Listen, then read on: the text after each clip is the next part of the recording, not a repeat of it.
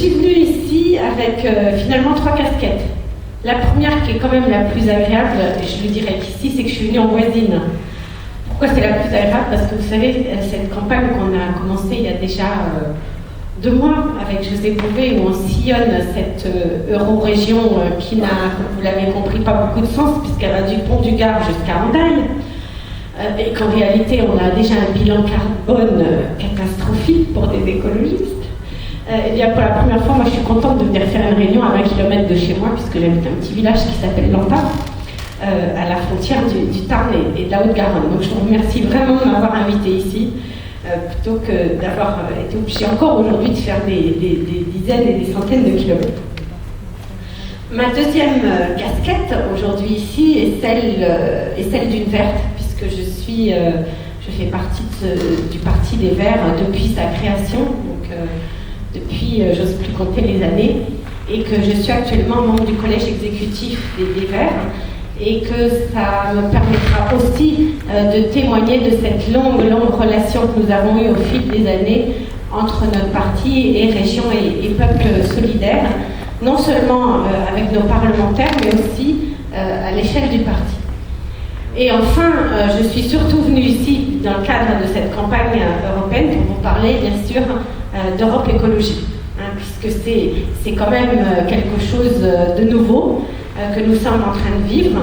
Et je crois que ça mérite qu'on revienne un peu sur l'histoire récente de comment nous avons mis sur pied tous ensemble ce rassemblement. Quel est le sens de ce rassemblement, les gens qui le composent, et puis surtout le programme aussi que nous défendons, puisque contrairement à beaucoup, on ne se contente pas de rassembler en façade, mais on a bien essayé autour d'une table tous ensemble de voir quel contenu on mettait dans le projet européen. La transition peut-être est toute trouvée avec la date particulière que nous vivons aujourd'hui, puisque nous sommes un 9 mai. Alors évidemment, nous qui sommes tous jeunes ici n'étions pas nés en 1950 à cette même date, mais je voulais quand même rappeler que c'est l'anniversaire de ce premier pas européen avec la déclaration de Schuman. C'est important pour nous parce que finalement, depuis des semaines, on se sent seul dans cette campagne européenne. Et on constate que là où nous avons du rêve d'Europe et un projet d'Europe, on est confronté à beaucoup de partis politiques absents du terrain sur, en tout cas, le projet européen, et à des collègues qui finalement ne voient dans cette échéance qu'un enjeu national, soit pour taper sur le président de la République, soit pour définir cette échéance comme un pas vers la présidentielle.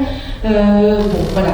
Et donc finalement, je crois que le message essentiel de l'Europe écologique pour nous, l'Europe c'est fondamental.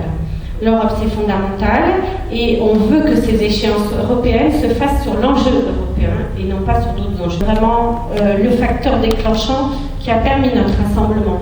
Et puis bien sûr tout ça aussi sur un fond d'urgence, hein, puisqu'on le vit, vous ne m'avez pas attendu pour ouvrir vos journaux et voir qu'on est dans une urgence par rapport à une crise. Pourquoi cette crise est majeure et pourquoi on doit y apporter, nous en tant qu'écologistes, une réponse de manière urgente. On a depuis des années déjà une série de crises, une crise environnementale avec des pollutions qui ne font que s'accroître, avec une crise des ressources énergétiques. Aujourd'hui, les conflits de la planète sont des conflits autour des ressources parce que les ressources sont limitées. On a une crise sanitaire. Alors, le dernier exemple en date est ensuite de la grippe porcine, mais je ne vais pas vous faire toute la liste des crises qu'il y a eu avant, de la santé, avec un accroissement des maladies, des cancers liés aux problèmes d'environnement. Donc toutes ces crises-là, elles ne sont pas nouvelles, elles sont là depuis un certain temps, avec évidemment la crise climatique, qu'aujourd'hui plus personne ne nie. On vient de démarrer une crise sociale, une crise économique, une crise financière qui a des conséquences catastrophiques. Et toutes ces crises finalement aboutissent à une seule chose, à une espèce de crise globale qui remet fondamentalement en cause notre système. Si je voulais être grossière, je dirais que c'est la faillite totale du système capitaliste, mais en tout cas, c'est bien la faillite du système productiviste. Et l'analyse que tous ces gens dans ce rassemblement font, c'est que pour répondre à ces crises, c'est pas par plus de croissance, c'est pas par plus de productivisme qu'on va y arriver, mais bien en changeant nos modes de consommation, nos modes de production, nos modes d'investissement,